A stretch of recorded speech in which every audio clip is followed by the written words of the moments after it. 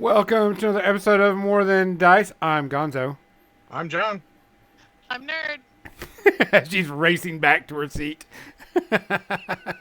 With the chair, you should have said I'm Batman. Yeah, with the chair, since you're not there, she said, I'm Batman. I'm Batman. Welcome to episode 284. The last podcast for 2023. As you know, the next week is Christmas Eve. We're all taking that day off. The week after I that, have a party. yeah. That's right. I'm leaving the fucking house. What's up? The week after that is New Year's Eve. We will be out. Leaving the house, John? Yeah, willingly on like a fucking weekend to not play games. I know. By the way, I'm Batman. On the other hand, New Year's Eve, I don't have any plans. So. We almost had a large mess on our hands. The part of our alcohol shelf collapsed. Oh, that's no bueno. That's abuse. Yeah, so we get to fix that later. So we will be back for 2 weeks due to the holidays. So we decided to do our yearly January 7th is our next podcast after this. Yeah. So we're going to be coming back then, and we will talk about all the cool stuff that happened. But other than that, it's going to be a long break. So I know Nerd said she had 17 things she was going to talk about in the media section. John had at least 3. Actually, spot on. 3. Good job, Gonzo. I got about 75. So since we've been gone. A lot of us have been fighting some illnesses and some COVIDs and just winter type stuff going on. Yeah. So this will be, like I said, it's the last podcast of 2023. So celebration. Woo-hoo. Thanks for showing up. Celebrate good times, come on. And now we're copyright struck. Are we? I think No. that was short enough. It's probably not going to hit. No. Hey, Cookie. Hi, Cookie. So, this is going to be an interesting one. John's going to talk about his G.I. Joe start of his RPG.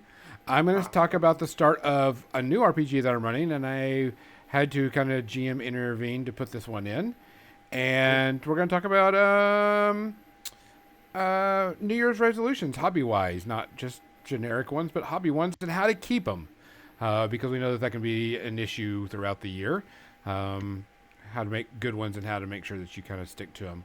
Other than that, we got to thank all of our sponsors. We want to thank Midnight Heroes. They're going to be doing some cool stuff starting next year. I know that they said they're going to be working on some new projects besides Chibi stuff for their Dual Fates. So be in on that. We want to thank Creature Caster for the makers and doing their miniatures and paints with Cuttlefish.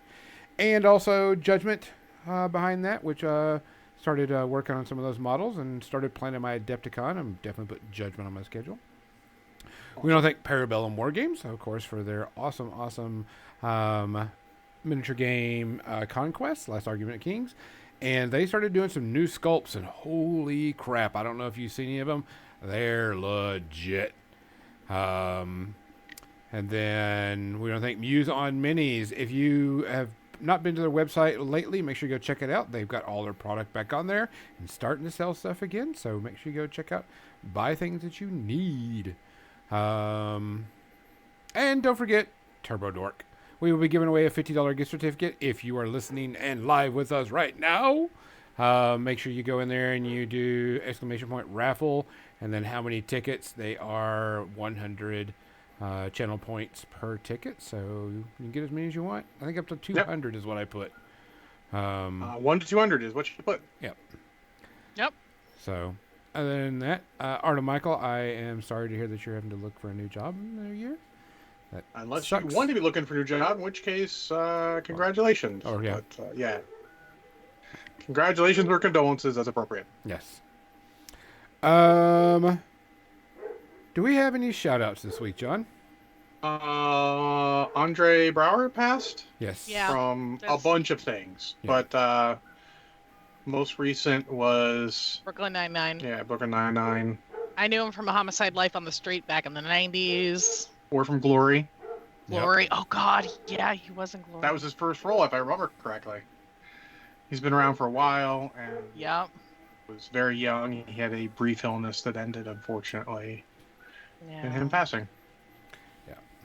Very cool. Dude.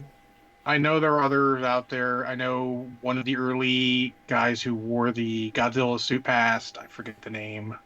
Yep, I did see that. Yeah, it's unfortunate, especially this time of the year. You don't want it's hate to have people associating this time of the year with people passing. It's unfortunate. I know you said someone else.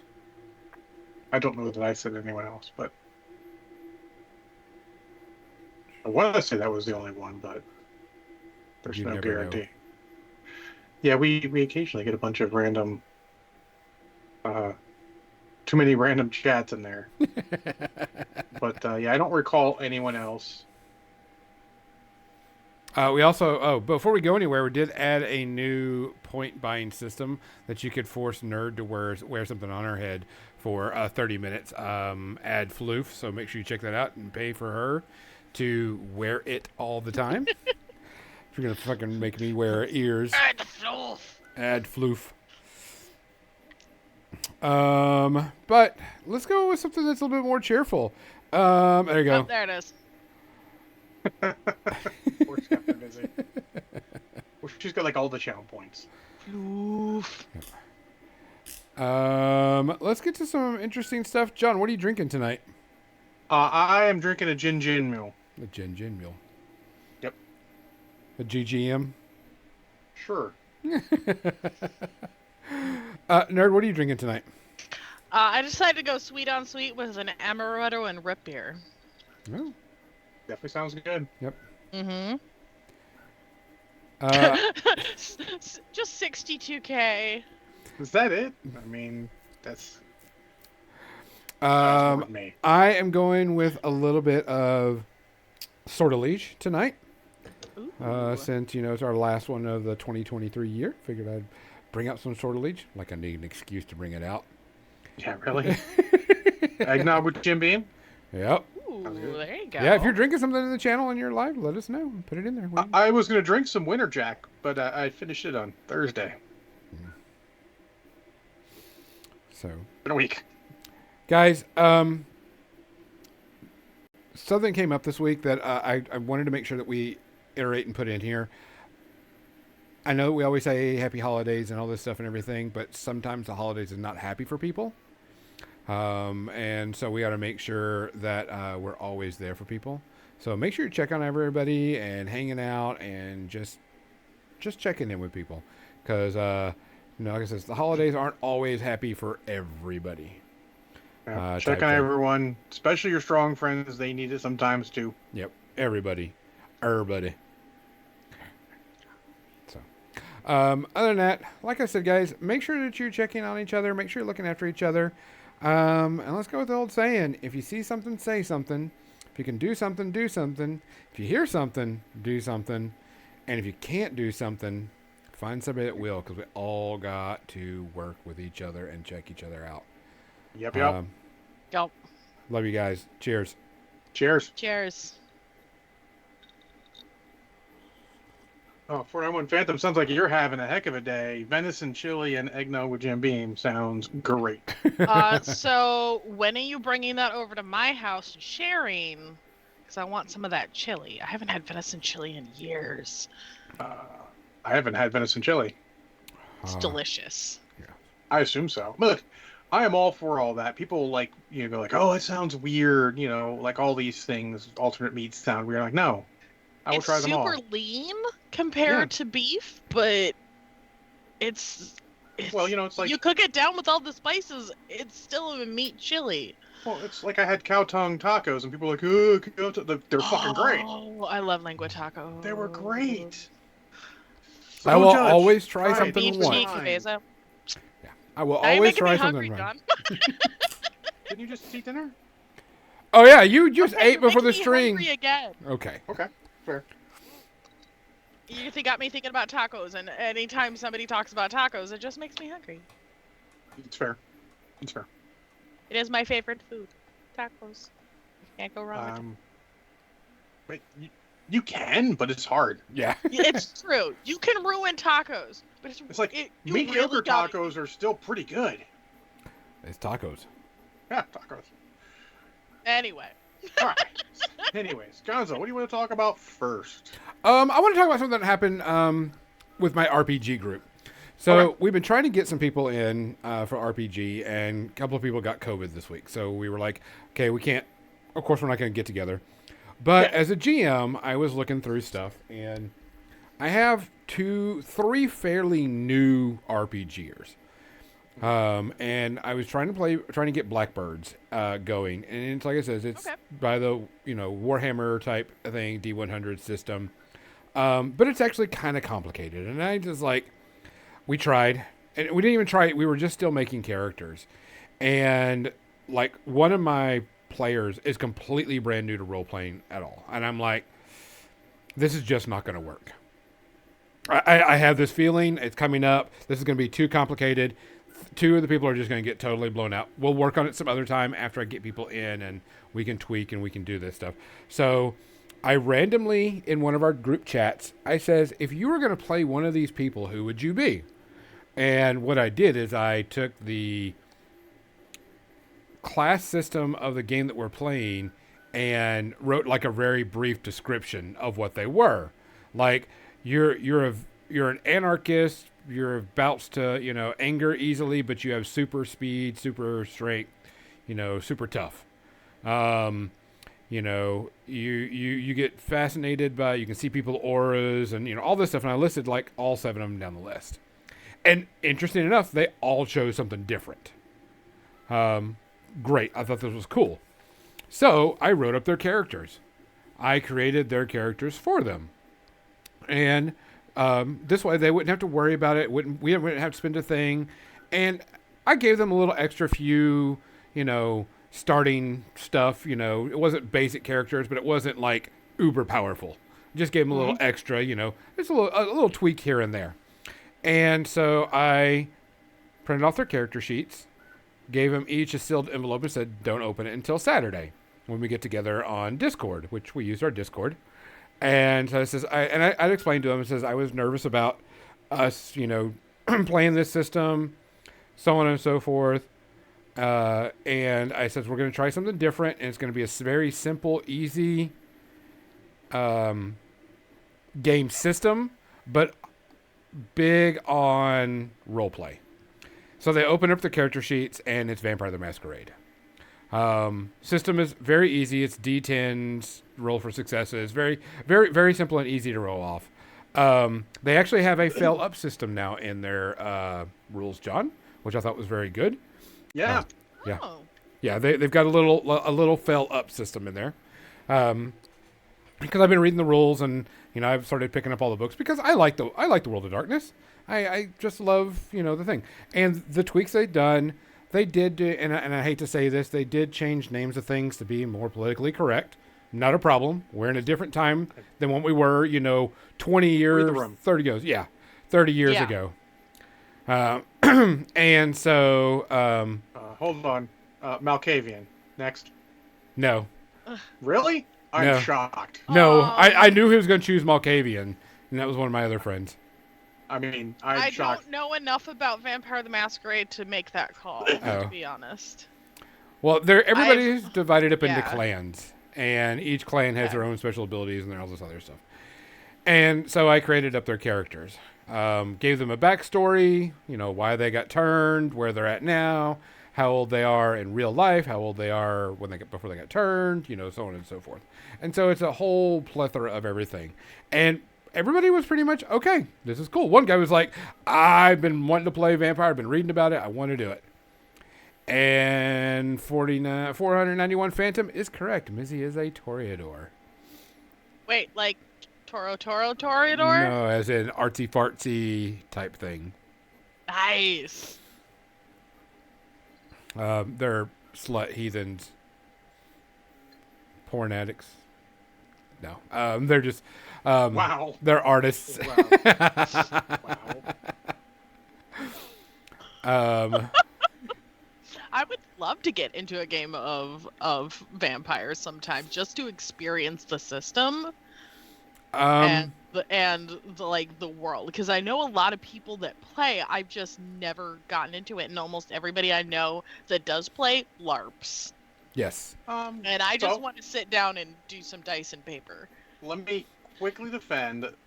Surprisingly, LARPing Vampire the Masquerade is actually reasonably fun. I've done that at 2 conventions. Yeah, I have too. Intentionally, I have friends either that have time, been doing this for like 10 years. But so I can't, like, all the story, like, and they do a lot of crossovers with vampire and werewolves, and most of the games I've played has been werewolf, or we did one that was all of the World of Darkness, and I played a Street Fighter. I have LARPed Vampire before, so yeah. Done that. Been there, done that. It was a good time. Vampire, I'm going to tell you, Vampire is... The system is very easy. You roll you add your dots up, that's how many dice you roll, and if you get a 6 or higher, it's a success, and you compare successes. That's it. Super easy.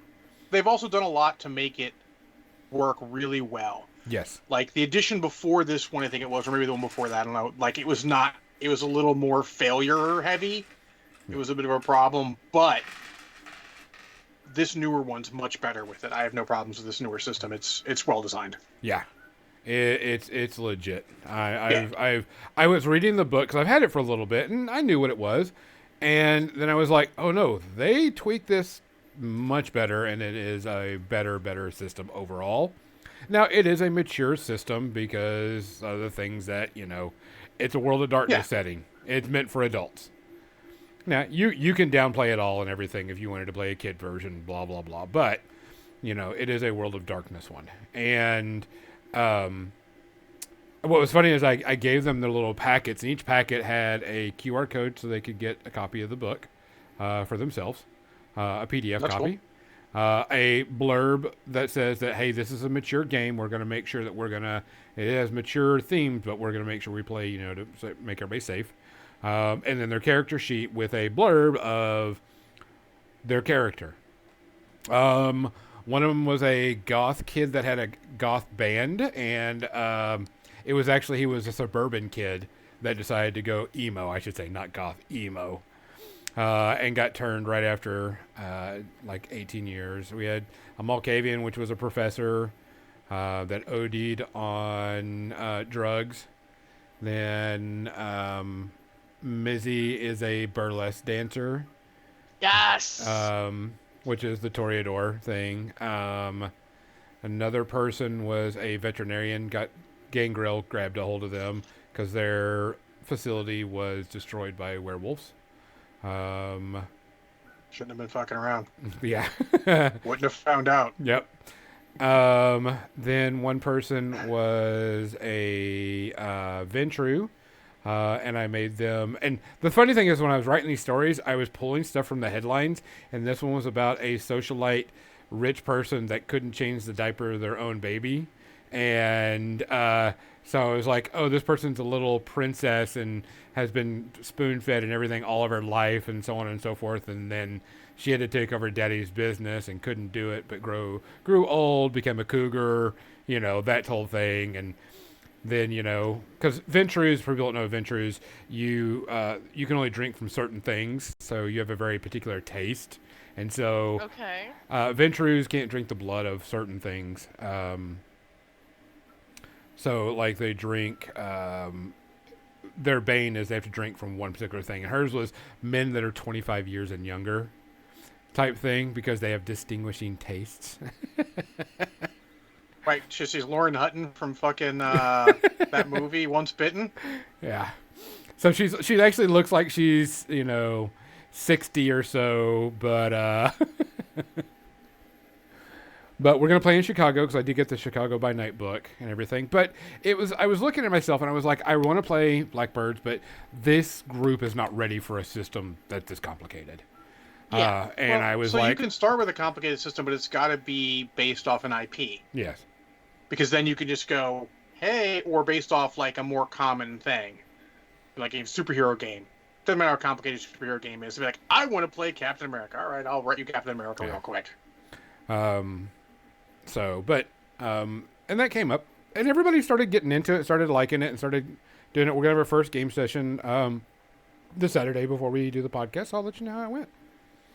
Oh, so I was very interested and very happy with it. John, why don't you go through your GI Joe while I swing the camera around, because I want to actually do some hobbying while we're talking tonight. Okay, yeah. We did the first actual session of our GI Joe game this week. We had made characters 2 weeks ago. They'd made their characters, and I gave them homework of writing up a GI Joe file card for their characters. Okay. Which they all did, which is good. I was a little worried I might not have gotten it all. They all did. It was very amusing. It's also funny because they all sort of found different, generations of the file card, so all of them are a little bit different. So it's like, Dave, Dave did his, and he's based off one of the early ones, so it's very bare bones. And then, Spencer did a later one, so his is, sort of middle that. And then Banyan had done his sort of off a later one, so he had a more complete one, so it was cool. Cookie the Codemates were fine. Banyan is playing a commando whose name is Sandman because he puts the sentries to sleep. So I was like, okay, you know what? That's fair. Because I saw Sandman, and I'm like, this is dorky. And I'm like, okay, that works. Spencer is playing a techie guy. His code name is Brains because he's original like that. And Dave is playing a Vanguard who's more of a door kicker, tough guy, and his name is Rampart. And I had it all. This is their, their level 1. I had them all basically on the same transport going to G.I. Joe headquarters. G.I. Joe. They get turned around and basically seconded to the regular military because there's a incident that they need to deal with. Someone had gotten kidnapped right there that, morning. So it's like, we need you guys to go and extract. So we do that. They get a little talking with each other, get to know it.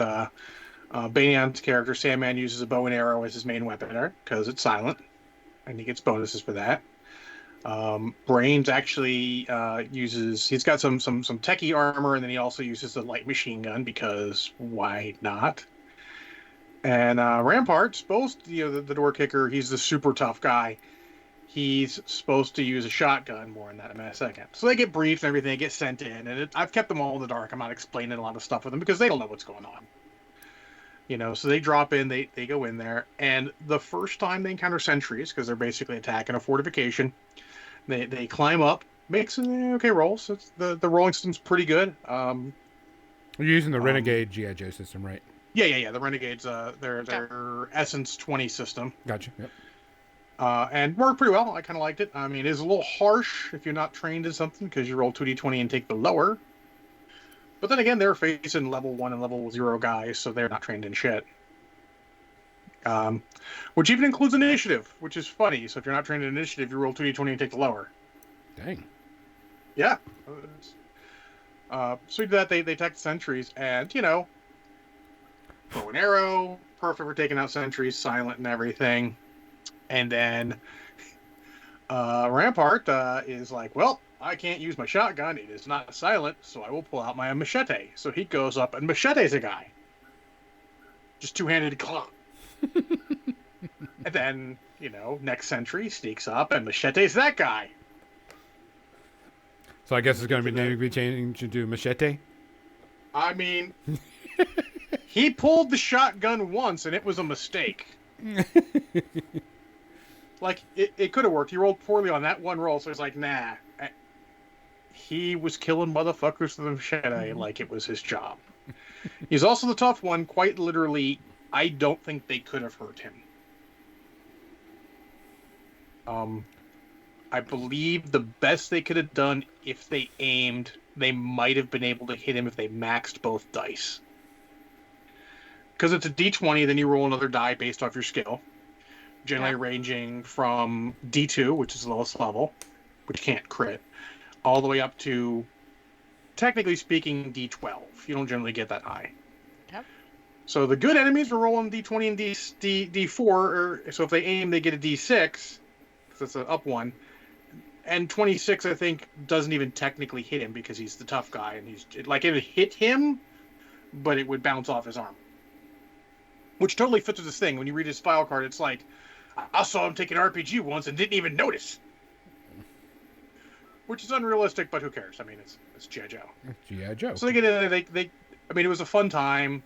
They all got to show off some skills and everything. I can see what could be issues depending on how much you care, because Spencer's character, if he gets to roll his stuff the way he wants to, is very focused and can get really obnoxious numbers. But again, if he's rolling a really obnoxious number against a fucking Cobra Viper, who the fuck cares? Like, oh, you just punked that level 1 guy, good. So we'll see as we get more bad guys in there. But no, they succeed. Actually, through legit, I had it all hand waved that, like, if they failed, it'd have been okay. Because the guy in charge told them, like, just make sure he doesn't give his secrets to Cobra. I don't really care otherwise. Retrieve, cool, but we just don't want you to. So legitimately, by the rules, like, there's a point where I'm like, I think he's gonna end up killing this guy, and then it turns out the bad guy couldn't, because of the way the action rules work. Normally you get a move action, a standard action, and then free actions based off your speed. Except that if you're slow enough, your speed 1, you only get a move or an action, and the only way to get a free action is you can get 2 if you sack your regular action. Oh. So that means the regular Cobra Troopers can only get either an action, a move action, or 2 free actions. They cannot do multiple things. And the Vipers, with their wonderful speed of 2, can't take free actions, but they can do both normal actions. So quite literally, at one point, Dave had disarmed somebody, actually just take the gun out of his hand, didn't actually take the arm off. I have to be clear, he's using a machete. He could have just taken the arm off, potentially, but he's like, no, I'm going to be safe. I want to get the gun out of his hand so he doesn't shoot the hostage. And he couldn't, the bad guy couldn't draw a weapon and kill the hostage. So, it was good. They get out there, have them pull out with they had Marines distracting, because they're working with the regular army here, regular military. And, just had them a fun little ending thing where they're talking to Marines. The Marines are all like in awe of them, Like, I figure, sure, inter-service rivalry, because they're all army guys or whatever, but, they're fucking Joes. So, it was super fun, and we basically have it end with them back on a transport heading towards Joe Base, just like it started. The only difference was dark outside rather than light. So, it's super fun. System seems pretty good. You're going to need to reference a couple different things. It's written okay, but not great. There's a couple things you really need to read into to make sure you understand how they work. The requisition system's a little much, but when you read their instructions and read their FAQ, it works pretty well. And then the crit system, which Guns mentioned in, is a little different than I thought. So if the other die you're rolling, as long as it's higher than D2, rolls maximum, it's a crit. But if you're specialized, you actually roll all the dice. So Spencer is specialized. If he gets to do things a certain way, he gets to roll a D20, which you always get. That's a 20, it's still not a crit. And then he'll get to roll all the dice up to inherently a D10. So he rolls a D10, a D8, a D6, a D4, a D2. Holy crap. And if any of those that isn't the D2 comes up maximum, even if it's not the die he uses to get the target number, he crits. So if your D4 rolls a 4, but you're using the D10's 9 or whatever to hit the target number, to succeed, it's still a crit. So that was interesting, because he at one point was rolling 2D8 because he got some upshifts enough with his sight and everything. So he's rolling 2D8, D12, D10, D8, D6, D4, D2, and just whatever is the highest gets added for the success, and if he gets any of them max number, it crits. So it's interesting. You can definitely min-max a little bit, but that's something for the GM to fix. It's not like a big deal. Again, like I said, it doesn't matter how badass you're being when you're punking a single Cobra Trooper. It doesn't really matter. Yeah, and Yep, you punked that guy. Good job. you punked the mook. Exactly, but seems eminently playable. The basic mechanics are good enough that you can do a lot of stuff on the fly. Because you can give, and I'm going to use D&D terms because everyone knows them, advantage or disadvantage. Because that's basically what it is. If you're not skilled in something, you have disadvantage. And certain circumstances, you can get advantage. So you can give that out if you feel it's necessary. It works pretty well. So we're pleased. We're going to keep doing. We're going to play that maybe until the new Turtles game comes out. We might do something in between, but the whole plan is to play that until basically that. Cookie, actually, they were reasonably accurate.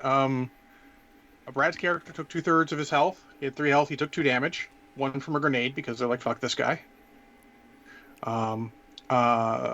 Spencer's character took 1 damage, and not Brushhead Dave. He was a tank. Like at one point they threw 3 grenades at him, and he just said, "Yeah, and." Now, can they die, or do they just go down? And Joe's, can they die, or do they just go down? Everyone is defeated, technically speaking, when they lose all their hit points. Gotcha. Okay. It's good because it lets you play. Do you want to go comic book?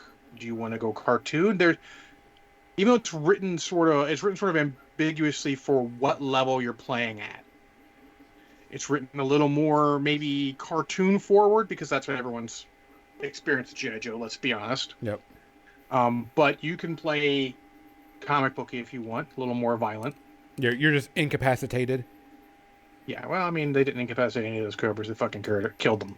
But as a player character, they would go incapacitated. Especially because at some point, Banyan, with all of his special skills and all, and his bow and arrow, he's like, I do like 5 damage to this guy. I'm like, well, he's got 2 health, so he's fucking dead.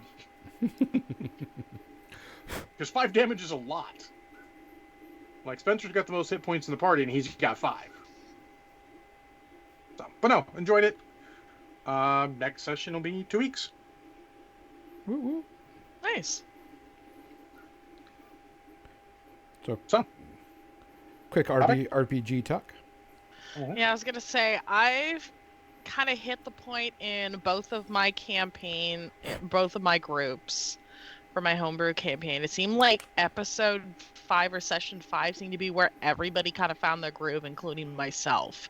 Like in terms of the story, in terms of the role play, in terms of like kind of solidifying how they want to play their characters. Yeah. Well, in my game, Numbershed Dave went into that going like, I'm a shotgun guy. He came out going, I'm a machete guy. He's like, I'm going to get rid of the shotgun. We're not going to use it. I'm going to take our normal rifle, something with more range. Because like the problem was like the shotgun's very short range. At that point, should he not just machete a motherfucker? Yeah. But that's okay, because I mean, you know what? You did like you did a session 0 kind of rebuild thing. And he was like, you know what? I like machete better than that. And he didn't need to rebuild anything. He's just going to change what gear he requisitions next time. Yeah. That's what I like about it. It's built so that you can change your gear as you go.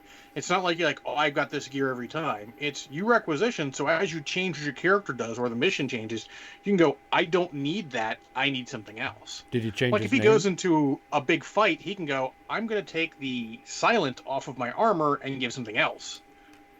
Because that takes a point of his requisition to make his armor silent so he can do stealth checks in it. Did he change his name to Machete? No, that's been taken. Danny Trejo, he is not. Yeah, I was just going to say Danny Trejo. We did make a lot of Machete jokes, though. The standard. I am not El Jefe. This is El Jefe.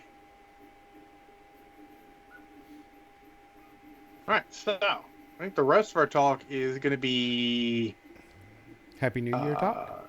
New Year resolutions, hobby resolutions, and how to succeed at them.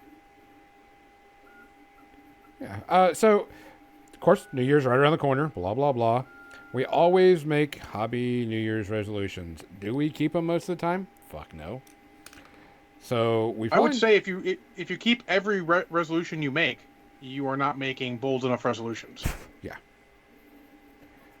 There's a chance you should be making ones that are reasonable, and then some that you want to strive to do.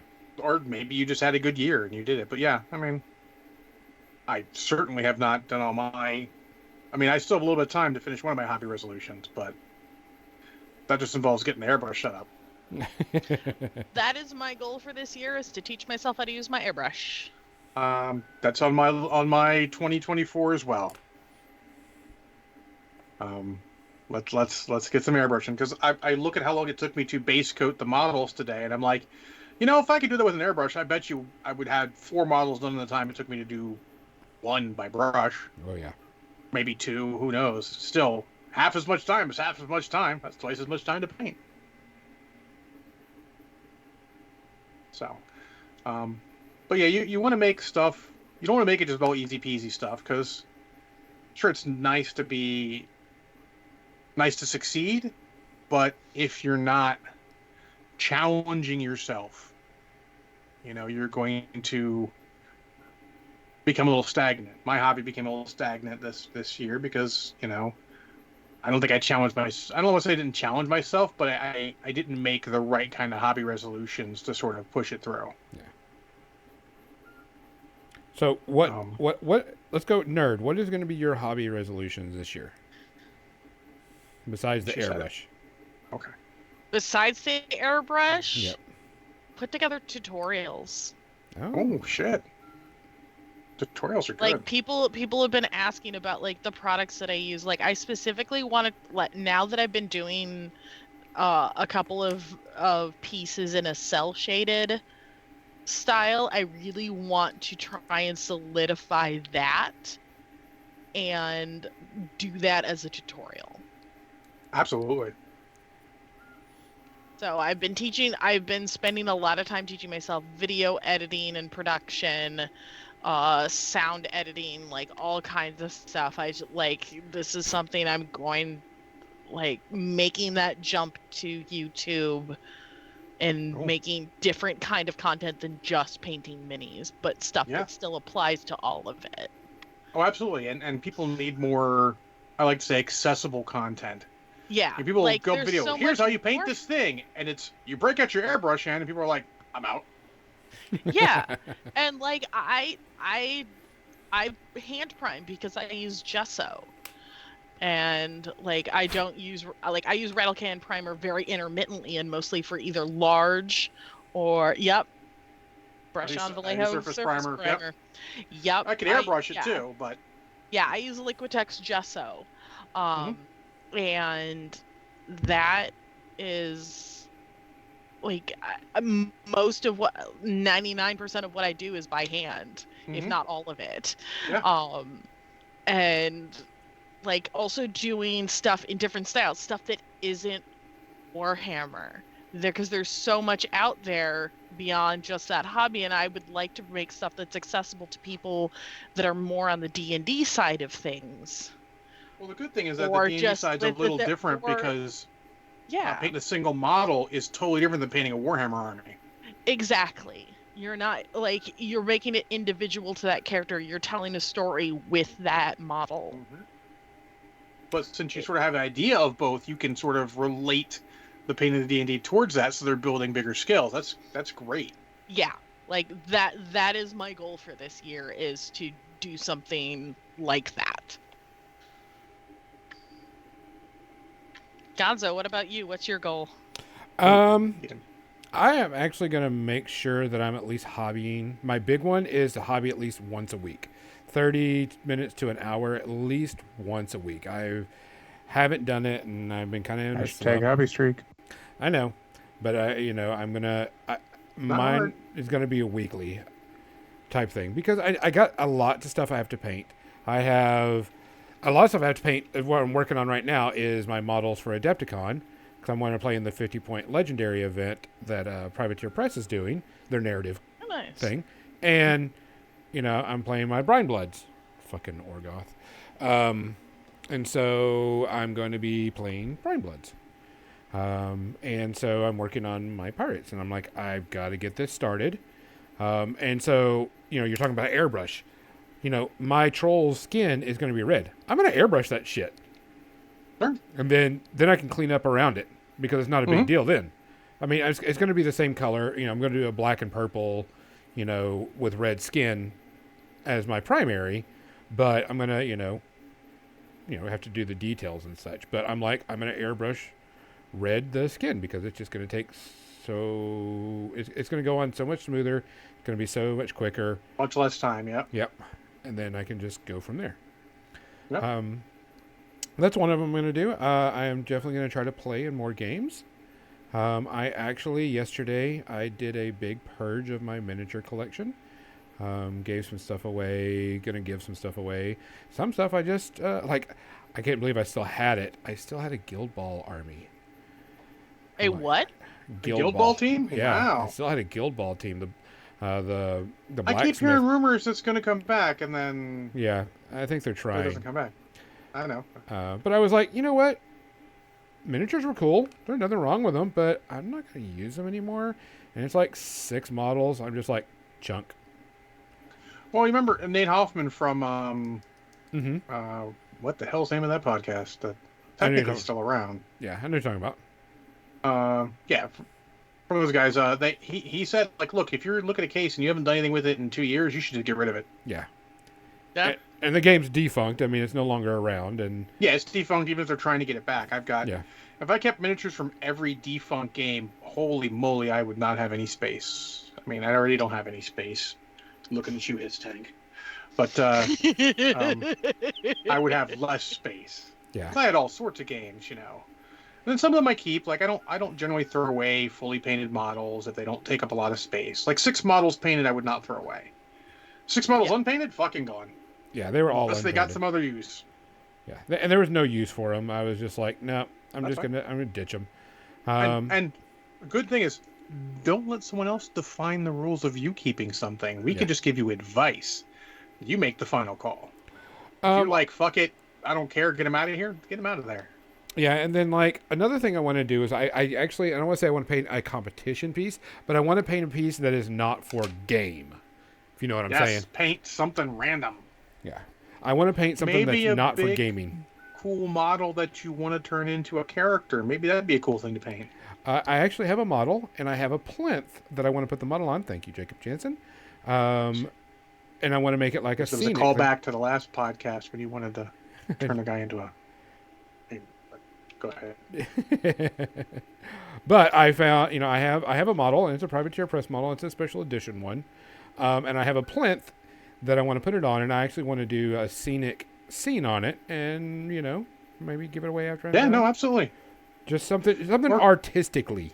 You know what I'm saying? Not, I got to paint this because it's got to be painted to be on the table.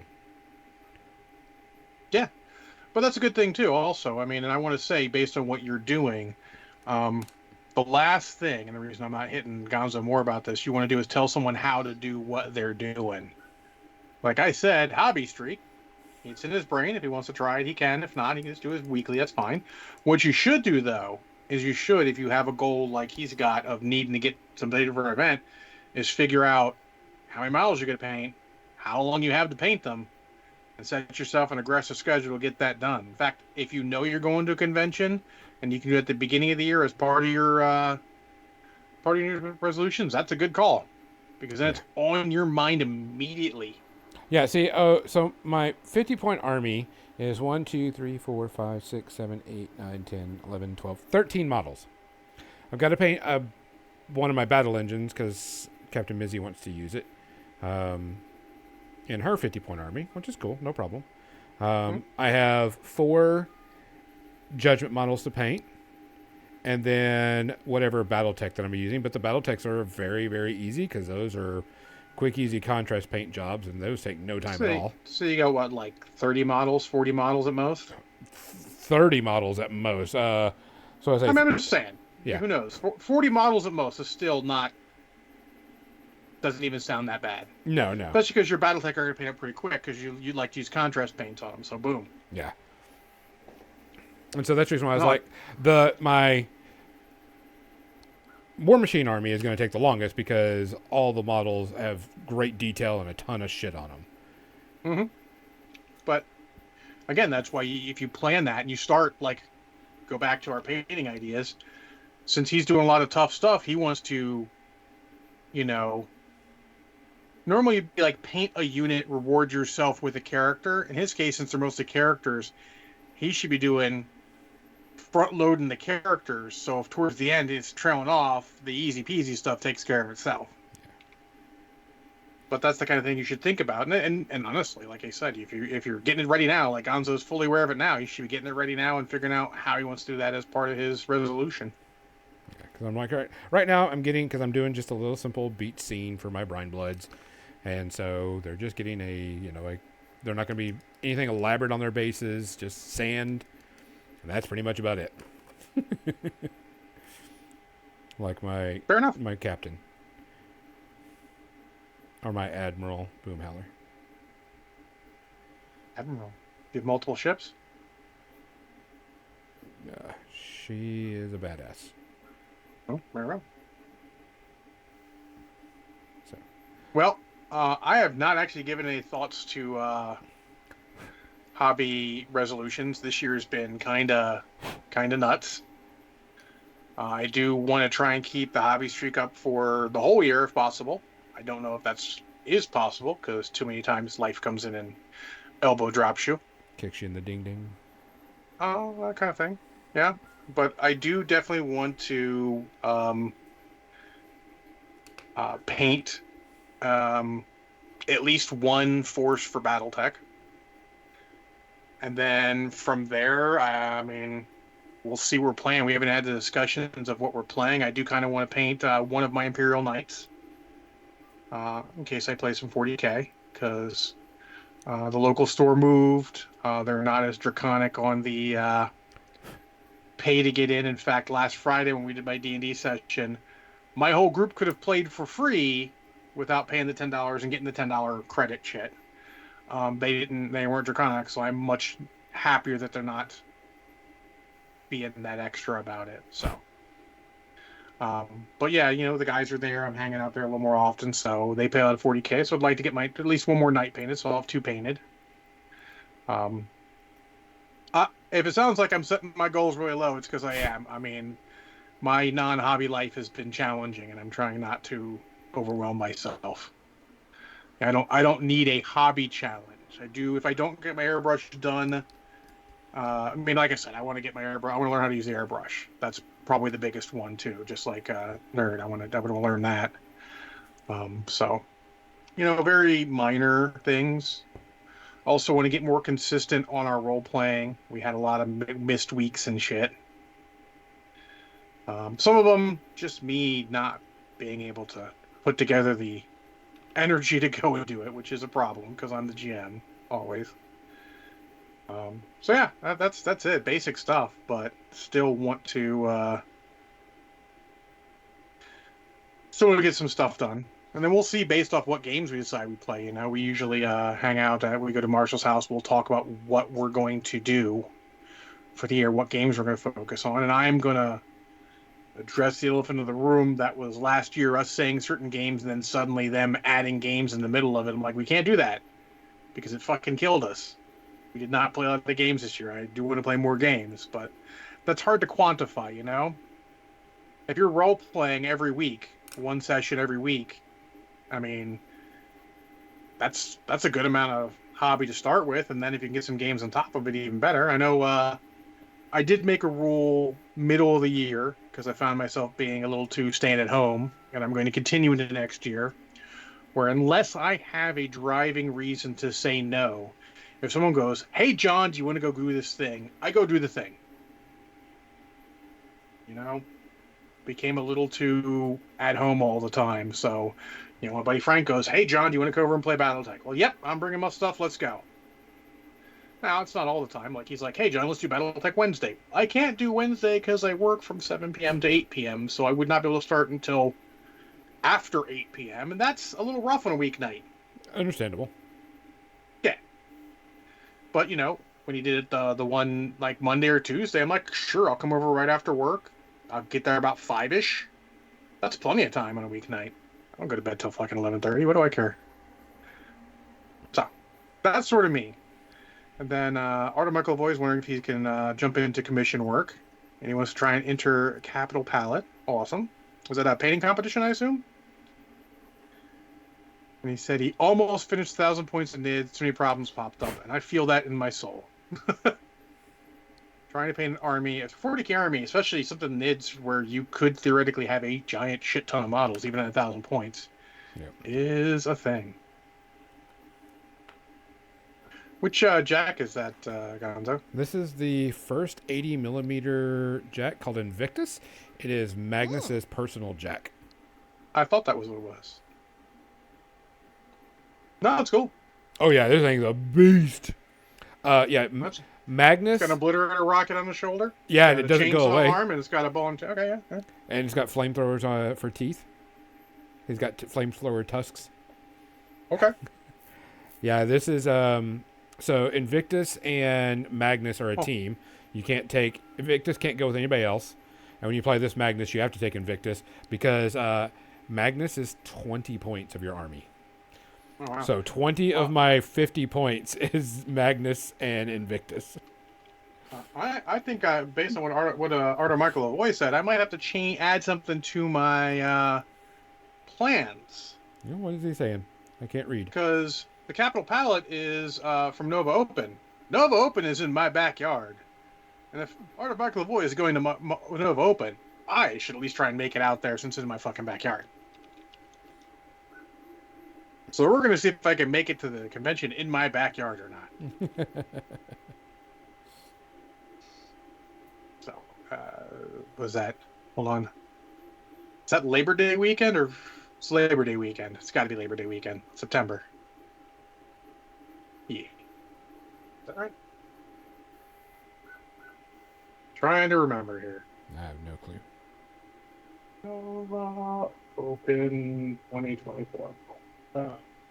Bloom. August 28th through September 1st. Okay. That actually is not bad because it's the right time of the month that I can make it. March 1st. Okay, cool. Well, hopefully Artur Michael Lavoie will remind me so I don't forget. Set a I'm going to try reminder. and make it to that. I guess I don't reminder for it. That's too far away to set a reminder for it. It's like months.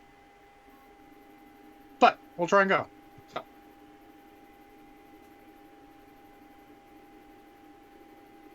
So, in addition to your hobby ones, you should not discount your standard ones. Oh, your yeah. Standard resolutions. But again, based on your life, you don't want to make them too grandiose, let's say. Like last year, I was like, I'm going to take my breaks and my lunch breaks, and I am not going to eat from the vending machine. That shit didn't last but like 2 weeks because I suddenly became understaffed again. So, we're going to try that again this year. Might try and just vending, I'm just going to try and buy snacks. I should buy snacks rather than vending machine. Vending machine's stupid expensive compared to buying snacks, right? Yes. I should just buy snacks. This is dangerous because if I buy snacks, sometimes I eat snacks. Accurate. So, you gotta be careful about it. But recently, I have not been using the vending machine because I still have leftover fucking Halloween candy, so I've been eating Halloween candy. Just realized that he has a Minifix right here. Sure. It does. Well, as far as Magnus goes, that is technically his religion, right? It's not like a zealot, but And then wasn't most of Signar that technically was their religion? I don't know a lot of the fluff on that. Cookie Mendes, snack drawer at work next to my panini press for emergency grilled cheese moments. I mean, to have a desk big enough to put a snack drawer.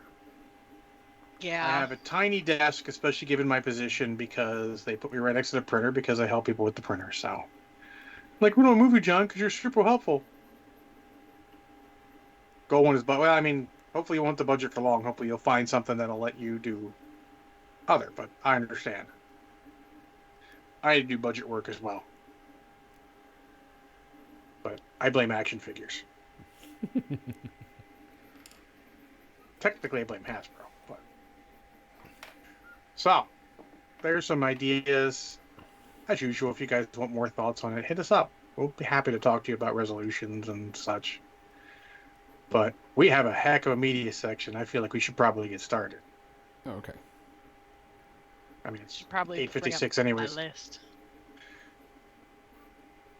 Yeah, our lists intersect at one small point. But it's a heck of a point. Okay. I will base that when we get back.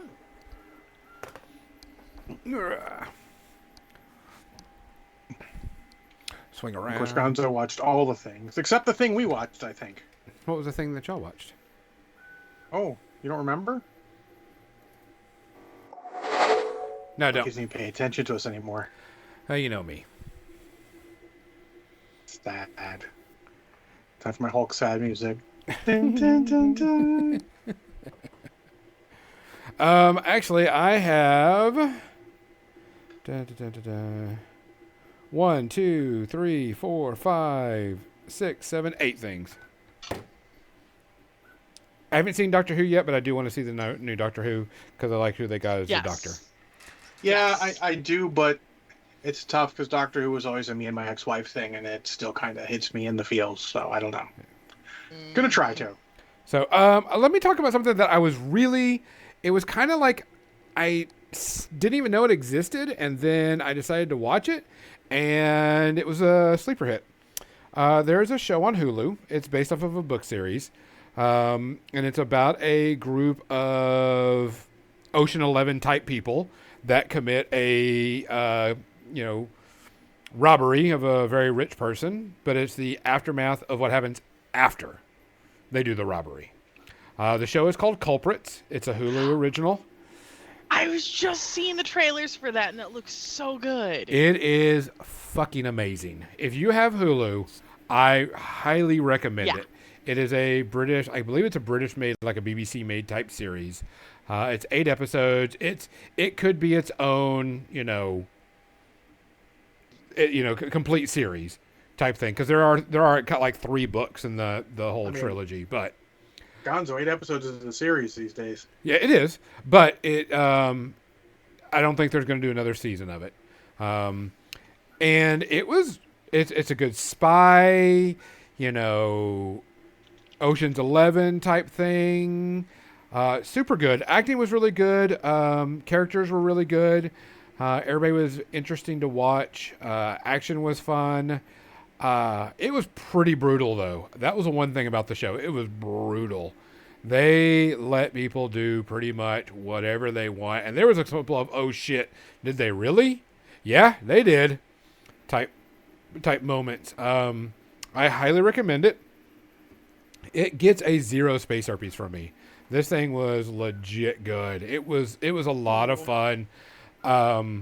Acted really well. There didn't have to do a lot of special effects type thing, but it does do a flashback. Each episode is a flashback, what happened during the heist and happened after and so on and so forth. And you piece together the story. I highly, highly recommend it. Yep. So that's my first one. John, what's yours? Well, I'm continuing my watch through of Teenage Mutant Ninja Turtles in order. So I rewatched the first, I call it Michael Bay Turtles, even though he's only the fucking producer, he didn't direct it. I dare say he probably would have done a better job. So this movie is a wonderful combination of the most tired ass, terrible comedy, bullshit fucking tropes ever, and some actually legitimately good ideas. Like, I don't mind that the turtles are giant and way stronger and everything. That's fine. They up the enemies to match. Yeah. I don't like it. It's not classical, but it's fine as a different take on the turtles. Yep. Megan Fox as April O'Neil is fine. She's currently the worst April O'Neil. I mean, But- it's Megan Fox. She goes between legitimately decent at acting and just being eye candy, and that's a problem. Yeah, I made the mistake of watching Jennifer's Body once. Definitely some eye candy in that. Holy moly. One scene in particular, holy moly. Yeah. But anyways. Yeah. Anyway. Yeah. She's not terrible, but she's also not great. Will Arnett is more good than he is bad, but they're doing standard shitty, tired ass comedy tropes. Yep. When they shouldn't. If they had an adult review the script for this fucking movie, it would have been better. They don't use William Fichtner enough, and based on the ending, so like it's not like it's a spoiler. The whole thing is Shredder is in a giant mechanical suit in this, and it's firing blades. It's really, really fucking silly. But for a franchise that starts with mutant turtles that are ninjas, I don't really have a giant complaint about the Power Armor suit firing blades. Because let's be honest, you started with fucking turtles that are ninjas and giant. It's fine. But originally, apparently, they were going to have William Fichtner be the Shredder, and apparently they backpedaled hard because they were going to piss people off because, people wouldn't be ready for that. I mean, I love William Fichtner. William Fichtner is great in everything. He is fine in this. They do a little too much. Everything ties together. Like, April's father was a scientist working with them that created the turtles, and the turtles were her pets when she was young, and she saved them. And it's all like, sure, but that's not remotely their background. You know? It's much more interesting when, if she saved them, even wasn't a pet, like, oh, I'm going to let these turtles that are test subjects die, I'm going to save them, but then Splinter names them and everything, it'd be better. Look, there's some interesting ideas that don't play out. The action is decent through most of it, if some of it's a little silly because the turtles are giant and doing absolutely... You need to turn off your brain for this. How about this? And I'm more so in the second one, which I'll review after this, because I watched both because it's been 2 weeks. It feels very late Fast and the Furious-y, where they're just trying to get more and more crazy things. Also, I could not unthink it. Where is there anywhere near New York City that is snow-covered and has a giant fucking several 100-foot cliff? I know New York is kind of wildernessy. In upstate New York, I would absolutely not even think twice about that shit. But within driving distance, easy driving distance of fucking New York City? No. Fuck no. Yeah. Come on. No. Get the fuck on.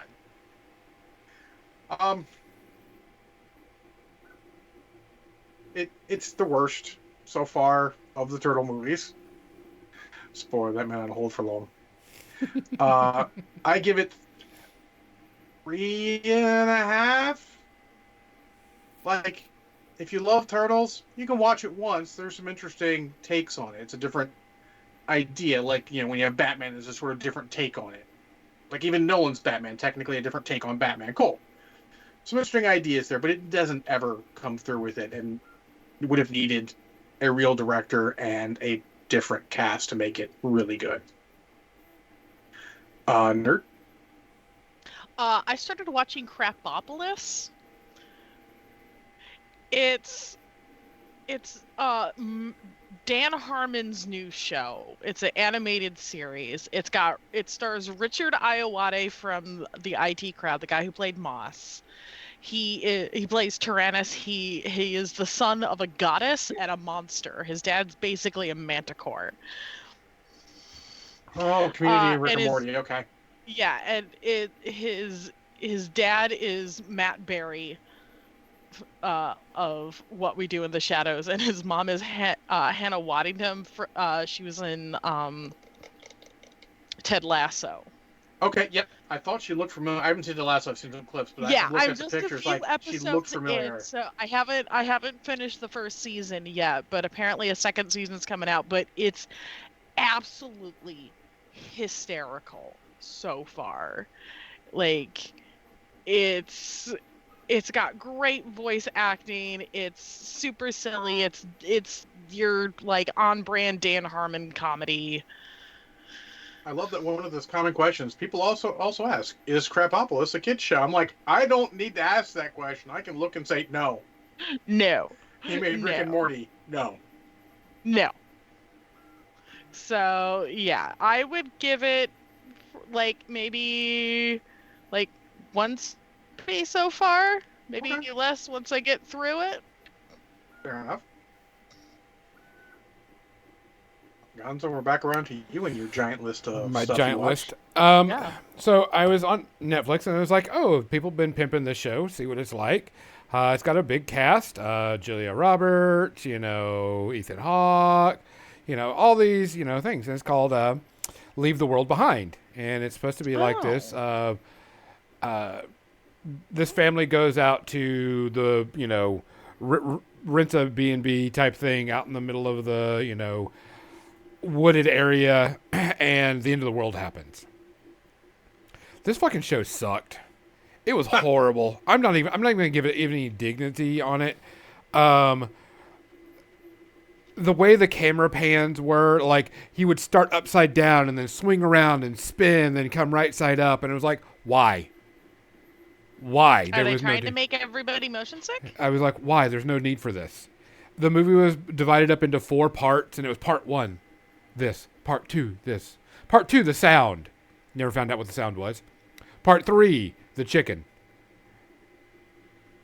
It wasn't really the chicken. It was something else. But, it was like, the parts didn't even matter. The title of it didn't even matter. You didn't even know what things were going on. Okay. One character was obsessed of watching the end of Cheer, or the end of Friends, because she never got to see the final episode of Friends. And that's her whole shtick. The entire movie was, I need to see the last episode of Friends. I need to see the last episode of Friends. And that was sounds so one note and boring. It's bad. And the acting wasn't even good. That sounds worse than what I watched. Shit. Oh, yeah. It was bad. It was so stupid. It was, Missy says, it is DUM dumb type thing. The thing is, it had a really good cast. Kevin Bacon in it, you could have done a lot more. They like panned out to New York, where people are, they were showing some of the big stuff that going on. And I was like, there were so many things that happened that they didn't explain it. They were just like, why is this it's all here. Nothing's happened. And I was like, this is ridiculous. It was annoyingly stupid. I was so mad. Annoyingly stupid. Fair enough. I highly do not recommend it. And by the way, we need to pick a winner before we go any further. Do it. All right, ready? Drum roll. Boom. Xander. Hey, Xander, send me a message and I will get you your discount code. Congratulations. Yay. Xander, send me a message in Facebook or whatever, and I'll get you the discount code. Or Discord. Or wherever. Discord. Just make sure you just send me something so we can get it to you. I'll see if I can get it to you on Discord. If you can't, you can send me one. But it was horrible. It was boring as shit. They didn't explain anything. They didn't give any reasons for stuff. It was like an art film gone bad. And I was like, man, it was horrible. This thing gets a 4 to 4.5. Highly do not recommend it. The Space Herpes is strong with this one. I just cannot take it. I don't know. So, John, what's yours? Teenage Mutant Ninja Turtles Out of the Shadows. What? The second of the Michael Bay live action ones, if you want to call them that. Yep. But in this one, they added Casey Jones. And also, I messaged you part of the way through that because I think I actually saw this one and completely fucking forgot that I saw it. Yeah. I don't remember every part of it, but there are parts I remember. I'm like, I'm certain that if I'd watched clips of this movie, I would have not watched more clips of this movie. Because so this movie is a weird combination of the most tired-ass, shitty comedy tropes and some actual interesting ideas. Yeah. High points, I did like Bebop and Rocksteady. Like the idea that they were criminals in turn. That was kind of cool. Tyler Perry as Baxter Stockman was a little much. Wait, Tyler Perry was in it? Yes, as Baxter Stockman. Now, I don't have a problem with Tyler Perry being Baxter Stockman in general, because in the comics, Baxter Stockman was black, and that's perfectly fine. But he was a little too much. Like, there was too much going on in this movie. Bebop and Rocksteady are almost main characters, how much they're shown.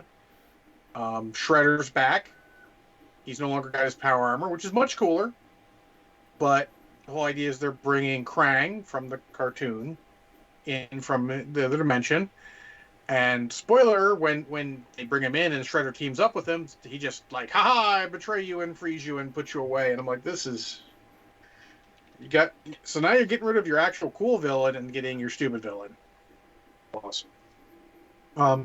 It's the same tired TMNT. We're not really a team because we don't actually work together well, even though we're brothers. And a little bit of credit, they actually set it up better with a fight that they kind of lose because they're not working well as a team. But they kind of covered that a little bit at the end of the first movie, so it's a little kind of shitty to see it again. There's this tired trope of them wanting to be like humans so they can fit in, and they find the mutagen, and it's like, oh, but this could make us human so we could fit in. I'm like, I understand that. That's not a healthy topic for anyone. Luckily, they handle it well, and they're like, no, we don't need to fit in. We need to be who we are. And I'm like, that's cool, but be careful. And the fight scenes are not necessarily as good. They're better when you got Stephen Amell, who's playing Casey Jones in it. But at this point, he's got several years of Green Arrow under his belt, so he kind of knows what he's doing. He plays it pretty well. Will Arnett's back, and the whole idea is that they sort of had him play up that he beat the Shredder so they didn't ask questions about the Turtles. I like that. That was a great trope. He played it up well. It was funny.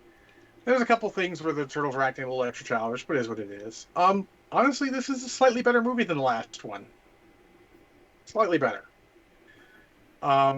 But still not great. It's got some really head-scratching things in it. And overall, much like the last one, if you really like Turtles, you can watch it, but you don't want to watch it twice. Or like me, you'll forget you watched it the first time. When you watch it the second time, you're like, oh shit. Yeah, the river tank's a little weird, but, that part was fine. Like, Bebop and Rocksteady were generally fine. They were amusing. I like what they did with them. I think Shredder was a much better villain than Krang. I think just having it be Shredder, Baxter, Stockman, and not having Krang in it at all would have been much better. But is what it is. I had three space herpes. Quite honestly, as far as turtle movies go, just watch the fucking first one. None of the rest really are good. Well, now you got the cartoon. Glaring. Yeah, I know. I have Mutant Mayhem coming up, which you guys will hear about next year. I was planning on watching that over break as well. It's cool because I have all the figures from that waiting over on my thing until I open it up. Plus I have other ones, but so there you go. There's almost all the Turtles done. You'll have to wait for next year for the other one, but I will watch it by then. Nerd. I binged watched 2 seasons of a show, apparently the entire show, as I've been told. I watched Mindhunter, which I didn't expect to get into as deep as I did. Like, I was up until 3 a.m. a couple of days watching this. Oh, wow. Like, I got in. Yeah, I can't do that shit anymore. Well, it involved some afternoon naps that then resulted in being up until 3 a.m. watching Mindhunter, but I also just couldn't let it go. I just needed to know what happened next. It was good. And I haven't gotten into a show like that in a long time, and it makes me really sad that there isn't going to be more. But, like, also picking up so many actors that are in it, like Cameron Britton, who plays Ed Kemper. I first saw him in the Umbrella Academy as one of the assassins in that. And then there's a guy in the second season that ends up playing Elrond in Rings of Power. And I'm like, wait a minute, what?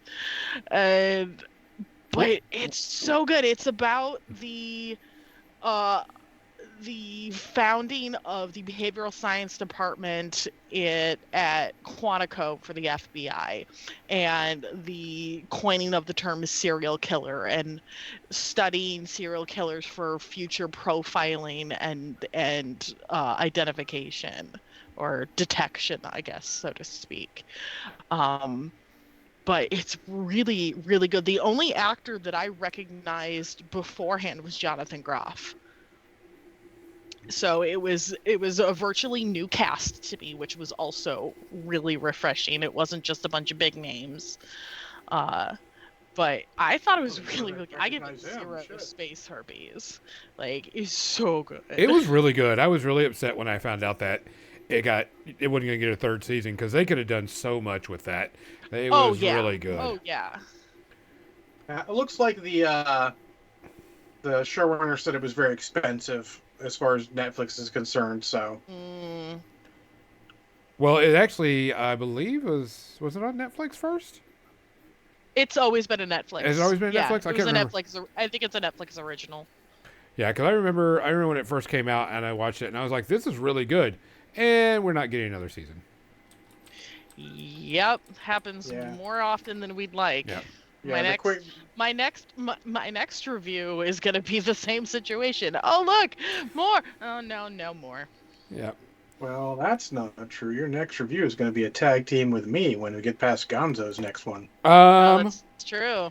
Yeah. So I did watch on Disney Plus the new Indiana Jones movie. Dial of Destiny. Dial of Destiny. Which I've Okay. It's on Disney Plus, and watched it, and it was just okay. There wasn't anything that was amazing, crazy, whatever. It was just... The ending was slightly crazy. Correct, but the thing is, it was a good Indiana Jones movie. It was a solid Indiana Jones movie. It doesn't have like a key action scene that's like, oh, you got to see this action scene. It's not like the mine cart in the second one, or practically any of them in the first one, let's be honest. But the boulder's the iconic one. Yeah. But there's not like that key scene that you got to see. It's just solid all the way through, I think. Yeah, it was just a good Indiana Jones movie. Like the opening scene, like once you get used to old Indy's voice on like de-aged Indy or CGI, well, I'm sorry, but de-aged Indy, it works a lot better. Once you get past that hump in your head, you're like, okay, that's cool. Yeah. I mean, like I said, good. Nothing wrong with it. It was a good cast. It was a good fun. Nothing, it wasn't like, oh my God, this is the best Indiana Jones, but it was like definitely not the worst in my opinion.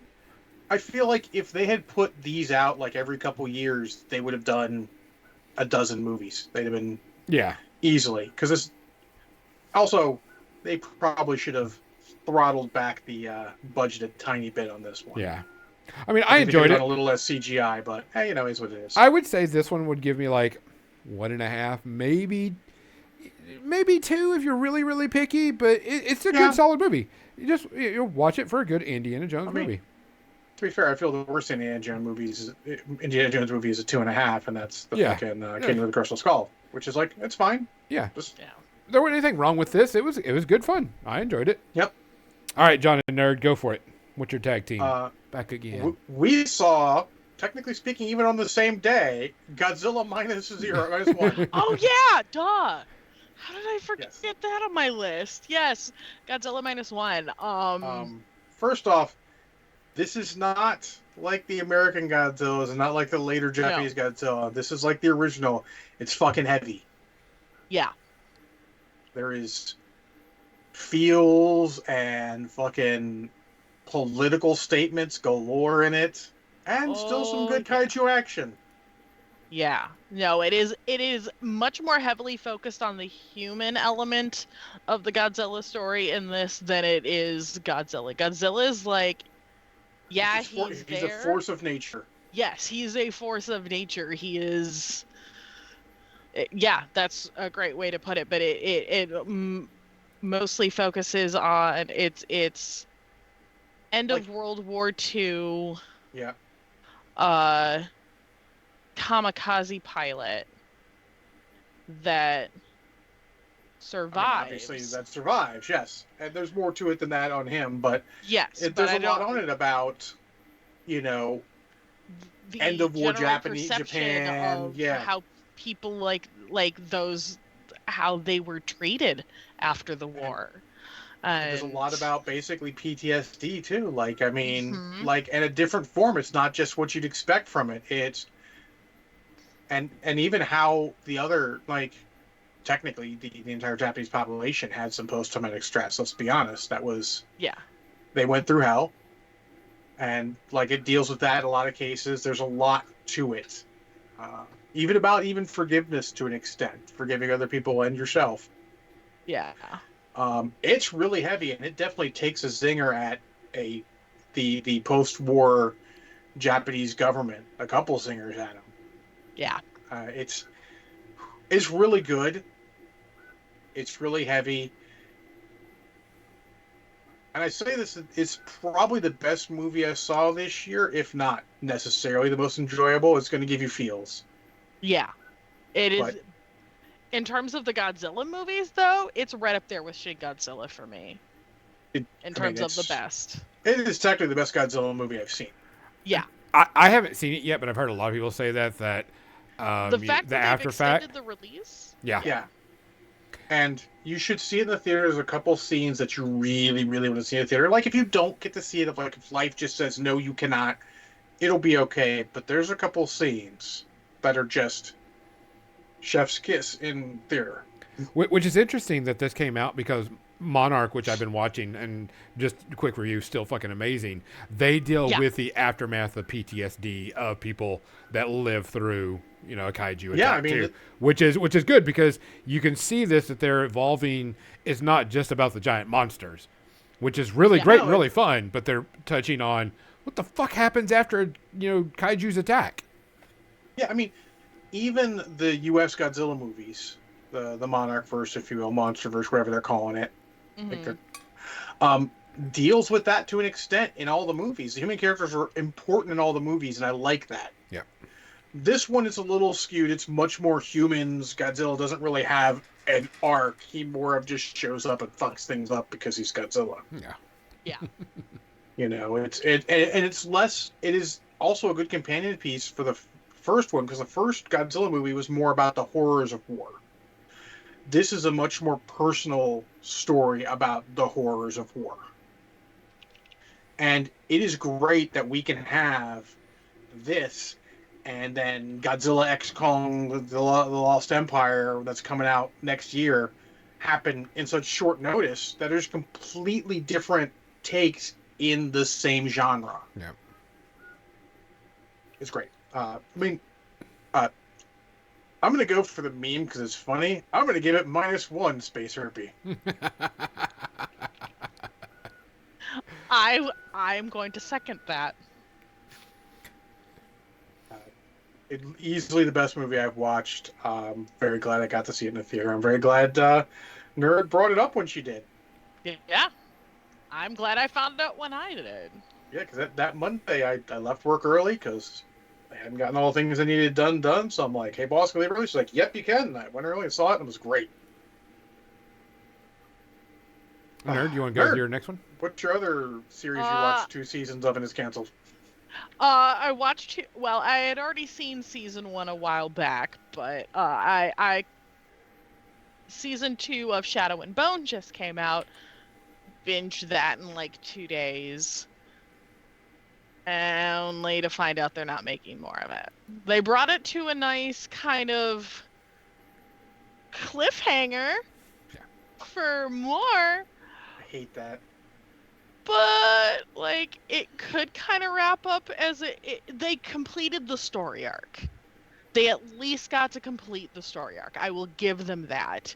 I would say it's probably about as good as the first season, if not a little better, because you get a lot more of the character development. It's not just about ooh, look at the hot guys or whatever they were trying to do with season 1. But they You're it not wrong. wasn't just, I mean, Fair. it's kind of like the first season of Wheel of Time, where it seemed like, oh, look at all the eye candy, and it's just like, but they have no personalities. And now you actually get to see the personalities develop and all of that kind of stuff. And I wanted there to be more. With where they leave it at the end of season 2, you want to see that next arc, but it's not going to happen because Netflix has canceled it. You know what I really would have rather seen? A story with the three people, the three gangster people. Oh yes, I would love an entire series about the crows. Yeah, that would have been. I would have enjoyed that a whole lot more. Yeah, because they look like their characters were really fun. Yeah, absolutely, best characters in the show. Yeah, they were tons of fun. Yeah. So, what do you give it? I give it like 1.5. Because it's from everything I'm told, the books are better, but the show is still pretty good. It has its flaws, but yeah, I'd say like 1. Space Harpy. Hey, Zambies. Zambies is on. Zambies! Oh my goodness, it's a Zambies. Hi, Zambies. So I'll go with 1. And it'll be because got the last one because it's 927. And since Nerd said she's gonna dress up as one of them, it'll be even great. I watched Barbie. It's free on Max right now, and so I was sitting there, and I went in expecting exactly what I was expecting. Stupid, silly shit with a message. Because I know it was a message. I know there was going to be a message behind it. And I didn't, I wasn't. What I really want to see is I want to see the fucking blooper reel to all of this. Because the stupid shit that they did, that they had to stop and go, really, guys, we're doing this? We're really, really doing this? I'm gonna beach. I got a beach right now. I'm going to beach right now. Beach so hard. It is the art style and everything great. The way it's portrayed great. It was quality. They pulled off what I didn't think they could. They had a message that was relevant to what was going on. And I see why, some people are getting all upset about it. And I'm like, that's because you're part of the problem. Type thing. But it still kind of gets me every time I see Margaret Robbie. I'm always going to think Harley, and I see Harley and Barbie at the same time, and it just played with my head because waiting for her to say something really, really, really, really Harley Quinn and pull out a bat real quick, and I was like, no, it didn't happen. But I mean, it was a good fun time. It's really stupid. They even throw the line in there is like, if this is the point you're trying to make, casting Margot Robbie is probably not the best choice. Yes. Yeah. Yeah. They fourth wall themselves a lot. It was very interesting. Artistically, that was a really cool way to do everything. It was slapstick at point. It was serious at points. It was interesting. I was like, okay, this is kind of cool. Do we need another one? No. Are we happy with where it is? Just happy. Leave it like it is. Are they going to make a sequel? Probably. Just leave it alone. Barbie universe set up now. Come on. Yeah. The Barbie-verse. Barbie-verse. But I mean, it should have just been left. Hopefully they just leave it alone because it was fine the way it was. Yes. There was a lot of interesting things if you don't know the Barbie world. Make one movie and go. Was, all the discontinued figures or the ones that never existed, growing up Kipper. Ones that were like developed but never released. Yeah. So they had a lot of interesting things in there. There's a lot of Easter eggs in it. I really want to see the full blooper reel. I wish they released it because that they were doing it and they were like, really, it's fucking guys? It's going to be on the physical release. Yeah. I will let you know we have the physical copy. Yeah. Good. Because it's got to be hilarious. I would give it, in its grand scheme, I would probably give it a 1.5. Just the thanks, Divorce Trailer Park. Just because I mean, there are some spots that are just kind of slow, and it's just there. But I It mean, wasn't made for you specifically, so obviously some parts are not going to hit for you. yeah. But I mean, was it fine? Nothing wrong with the movie. There were some parts I was laughing my ass off, and so I'm like, all right, let's get to the shark. Let's get to the fucking I monkey. just want the Kate McKinnon blooper reel, please. Yeah. Just give me all the weird Barbie. Yeah. So This is going to be me reminding everyone to buy physical media because they can take away your electronic media whenever they want. You don't actually own it. correct. They just did that on PlayStation Network. Yep. Wait, what? Oh yeah. They lost the rights for something, so if you bought it on PlayStation Network, you cannot watch it anymore. So, if you're going to pay money for it, think about buying the physical media for it. Yep. Because they can't stop you from watching that. I mean, unless they make Blu-rays go away, in which case then you get a problem, but I don't think they're actually working on that. Yeah. Just saying. It's only happened twice now. And once was super minor, but it is possible that they could, or they can change it with no way of you stopping them. Correct. They did that with, hold on, Gene Hackman. He plays Popeye Doyle. What's the fucking name of that movie? It's an old classic. Manchurian Cat? No. French Connection. Yes, thank you. The French guy. I'm like, I know exactly what you're talking about. Why They can't changed I come? parts of it, and there's nothing you can do about it. Really? Yep. Now, granted, the parts they changed were maybe okay at that time, but not okay now, if you understand what I mean. But that makes sense. Still, artistically, you're like, So, keep that in mind when you're looking at stuff. Buy physical media if it's all the same. Like, I buy a lot of stuff on Amazon still. Like, if it's not expensive enough, I just buy it on Amazon. Yeah. Because let's be honest, buying a movie for like $3 on Amazon is way cheaper than getting the physical media. And for the majority of stuff, it's not going to make a difference. But think about it when you're doing that. Because you never know. Well, guys, I have other things to talk about. I can save it and give you all a cliffhanger, and we'll just talk about it next year. Talk about it next year. Yeah, you can talk about Reacher when I actually have time to watch some of them. Yeah, I can let you know what I think about the Book of Dune. Yeah. So, because it's probably going to take me that long to get through it. Guys, we really appreciate everybody. This year's been a struggle for a lot of us. We've gone through a lot of change. We've got, a lot of new people. We got a lot of cool things happening. It's been a year. It's been a very big year for us. But we appreciate every single one of you. We appreciate everybody that watches, everybody that hangs out, everybody that kind of bugs us, you name it. We really appreciate it. Make sure that, you check out Nerd out on our own channel also, because she has her own channel.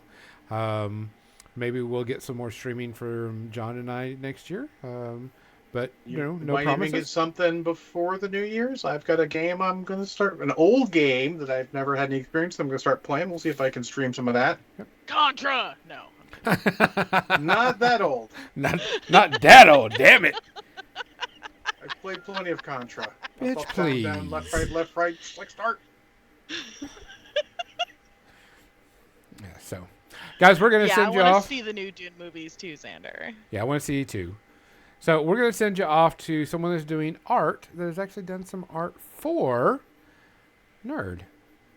So, guys, as always, please look after each other, especially during the holidays. Check in on all your friends. Even if you're just saying hi, how's it going? If you see something, say something. If you hear something, say something. If you can do something, do something. If you can't, find someone that will, because we need to look after each other more than ever. For More Than Dice, I'm Gonzo. I'm John. I'm Nerd.